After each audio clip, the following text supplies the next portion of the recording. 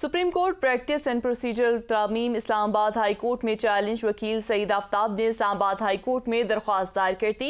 Supreme court practice and procedure मुजव्वज़ा act को कलअदम करार देने की इस्तदा कर दी गई है। दरख्वास्त से मौक़िफ़ इख्तियार किया गया है कि बुनियादी मुतालबा सिर्फ आर्टिकल 184 के तहत फैसलों के खिलाफ हक अपील का था।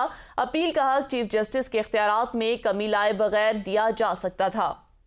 हाई कोर्ट की तर्ज पर इंट्रा कोर्ट अपील का हक दिया जा सकता था, ये अहम बात सामने आई है। इस हवाले से मजीद जानेंगे एहसन वाहिद से। जी एहसन वाहिद, मजीद बताइएगा क्या कुछ कहा गया है? जी बिल्कुल, सुप्रीम कोर्ट का एक प्रैक्टिस एंड प्रोसीजर तरमीम जो थी वो हाई कोर्ट में चैलेंज कर दी गई है। मुजव्वज़ा कानून साजी पार्लियामेंट की जानिब से की गई थी, जिसमें चीफ जस्टिस ऑफ पाकिस्तान के इख्तियारात के हवाले से और खासतौर पर जो उसको नोटिस था 184(3) के हवाले से उसके हवाले से तरमीम की जा रही थी, जिनको जो है वो इस्लामाबाद हाई कोर्ट में चैलेंज कर दिया गया है। और वकील है सईद आफ्ताब, उन्होंने इस्लामाबाद हाई कोर्ट में एक दरखास्त दायर की है और उसमें उन्होंने रिक्वेस्ट की है कि सुप्रीम कोर्ट का प्रैक्टिस एंड प्रोसीजर मुजव्वज़ा एक्ट को कलअदम करार दे दिया जाए। उन्होंने दरखास्त में मौक़िफ़ अपनाया है कि बुनियादी मुतालबा सिर्फ आर्टिकल 184(3) के तहत फैसलों के खिलाफ हक अपील का था।